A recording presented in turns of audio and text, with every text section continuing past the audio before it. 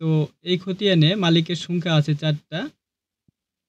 হাবিবুর রহমান, তবিবুর রহমান, সাদিকুর রহমান ও জাহানারা বেগম। এখানে হাবিবুর রহমানের অংশ দেওয়া আছে ২৯২ এবং অত্র খতিয়ানে মোট জমির পরিমাণ হচ্ছে ২ একর ৭০।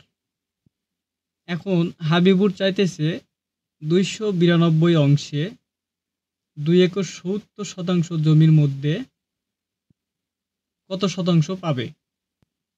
তো চলুন তাহলে দেখি এটা বের করে সে কত শতাংশ।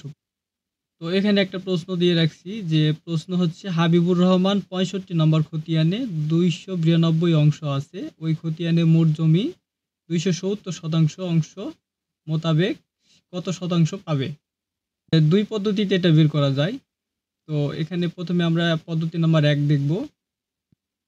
আমরা জানি খতিয়ানের মোট অংশ হইতেছে ১০০০।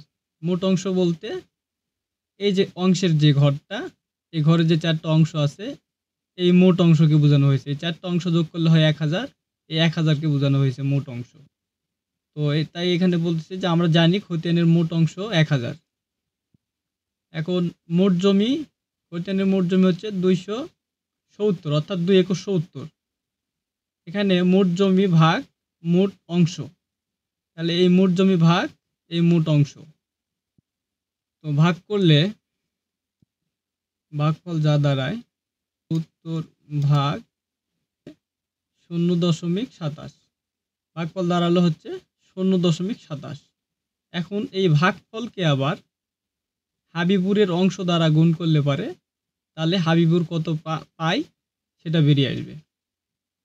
তো ০.২৭ গুণিতক হাবিবুরের অংশ কত ছিল, এই যে ২৯২, এই যে এখানে ২৯২, তাহলে হাবিবুরের অংশ ২৯২ গুণিতক হইতেছে ২৯২।